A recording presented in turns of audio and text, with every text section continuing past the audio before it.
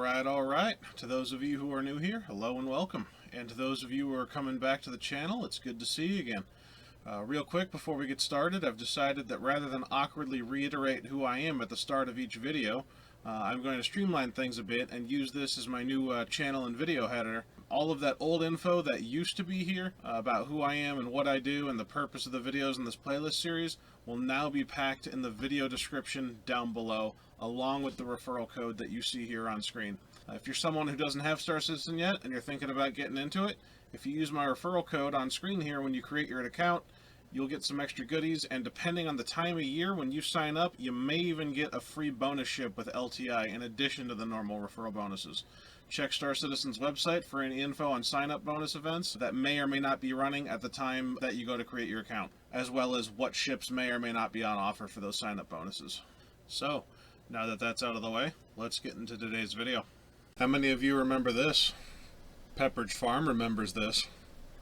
But it's been like 7+ years now. So Pepperidge Farm's got to ask, CIG, where the hell are the air-to-ground bombs? For that matter, where are the rockets? Looking at you, CIG. Okay, I know you can't see it, but CIG's looking at Pepperidge Farm with a blank, stupid, and nervous look on their face. Pepperidge Farm's not really sure how you managed to pull off all those looks, but CIG found a way. So now, Pepperidge Farm has to make a video about it. Okay, I'm sorry, that was just awful. It seemed like it would be funnier in my head, but then when I went to actually execute on it, I tripped and skid to a stop on my face. But, you know me, I'm lazy as shit, so screw it, we're just going to run with it and leave it in. And thank you to the person who mentioned this poster in my comments for the previous video, because being able to grab this and then fling it back in CIG's face is pure gold. Now, getting into it, for those of you who know, and for those of you who care, there's two types of bomber, basically. The torpedo bomber and the, I guess you'd call it conventional or gravity bomber, where they drop, gravity bombs. So in order for something to be called a bomber, it has to do one of those two types of things. Now, yes, there's fighter bomber, but that's like a subcategory, and even a fighter bomber has to do one of those two types of things, where it has to either, be a torpedo bomber and fighter hybrid, or a gravity bomber and fighter hybrid. So it has to fill one of the bomber requirements in order to have that moniker. But we don't have any bombs in the game. I mean, we've got these rocket pods here, which have been in the game forever, but we haven't seen them in a very long time, and they're actually disabled, so you can't even get them in the store anymore. And then as far as unguided bombs go, gravity bombs, we've got the size 10, we got the new size 5 coming online, but we have an entire ship built around deploying the size 10 and the size 5, whereas I would say that's not really needed, and that's not what we were sold with the Gladiator and stuff. Like, the Gladiator is a light tactical bomber, and then we have this thing, which is supposedly a size 3 bomb, and it even has a cost, but nobody has seen it, and nobody has any idea where this thing is or when it was pitched, and the stuff is nowhere to be seen. And we should have, in fact, there's a lot of things that are nowhere to be seen. We don't have any size 6 missiles in the game. We've got a couple missile racks that just don't exist, but they're supposedly in the files, along with a bunch of bombs and rockets that are there in the files but are disabled. And frankly, we don't even have enough bombs and rockets for the stuff that we do have. So that's kind of what today's video is going to be about. It's going to be about the other half of the bomber aspect that I didn't cover in my previous video with the Gladiator and Harbinger. Now, I still think the Harbinger is better suited towards being a medium torpedo bomber, rather than just a purebred bomber like the Gladiator.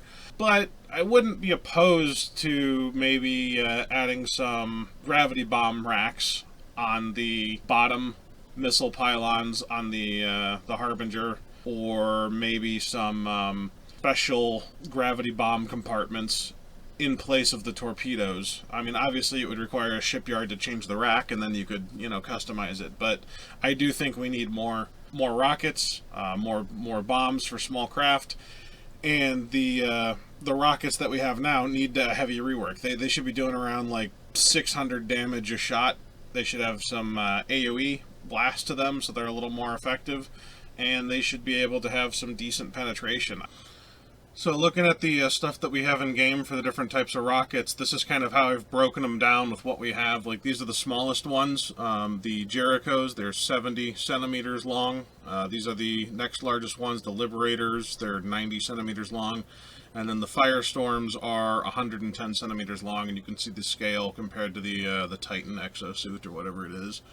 But this right here is how I would personally do rockets. Now, you may have noticed that I've added some additional operator modes, and that's because I think that air-to-ground bombing and rockets and stuff like that, that gameplay needs to be a little bit more fleshed out, like missile operators mode help to do with the missile gameplay. Plus, it allows you to not have your air-to-ground bombs and stuff like that clogging up weapon groupings, like the rockets currently do on the few craft that have them. For your regular guns. So just separating it into sub-toggles is a really, really good start to help fix that. And then the second thing is, and this is in keeping with fleshing out the air-to-ground modes more, I would allow certain craft to carry bombs and rockets, but if you're the pilot and you've got no secondary person anywhere with you, working with you, you can only drop those in unguided mode. You can program laser codes into them, but it would require you working with either a spotter on the ground or a vehicle that's like a scout car or something that has like a special spotting laser for it. Or in the case of the Gladiator, the second seat there could have some added functionality where it's kind of like a weapon systems officer in like an attack helicopter or a like a strike jet, where they control either the bombs, the rockets, the missiles, or the turret, or if they're with you, they can sit there and program in laser codes and lock onto and designate targets and guide munitions in, making that second seater really important and giving them several different jobs depending on what's going on. Because just sitting there and manning a gun 24/7 is not fun. Just sitting there and waiting for the occasional missile shot is not fun. But if they have to continuously jump around from different station to different station while the other guy flies the craft and work together with them to set up more complex attacks, well then that's a pretty good start to a more fleshed out second seat gameplay type loop. And you don't have to have the second seater in the bomber, like I said, and I wouldn't have a bunch of other craft capable of doing this. I would keep it pretty much dedicated to the bomber. And maybe one or two ground vehicles. But you do have to encourage team play and pair that with another laser source. Like I said, it doesn't have to be from a second seater. Maybe you got a guy on the ground, like I said earlier, or a new recon car that I would personally really like to see. Something like roughly in between the size of an Ursa or a Cyclone. It kind of... Actually, I'll just do a video on that later. Yeah, I'm going to do a video on that later, like the ground vehicles and snubs that I want to see added to the game, because that's its whole topic. So getting back to the bomber thing, I personally would not allow any size 3 mount to carry a bomb or rocket or whatever.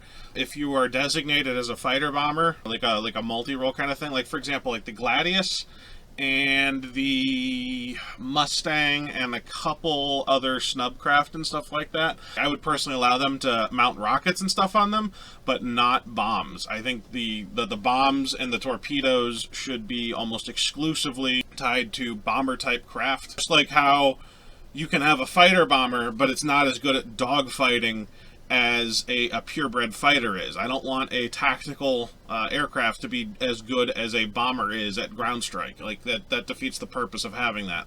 And as you know, I am not somebody who likes to have beds in everything the size of a fighter craft. I personally hate the hell out of that. I don't care if it's a long-range fighter or that's the original concept. That doesn't make any sense. A fighter or bomber-sized craft is very sparing on its space.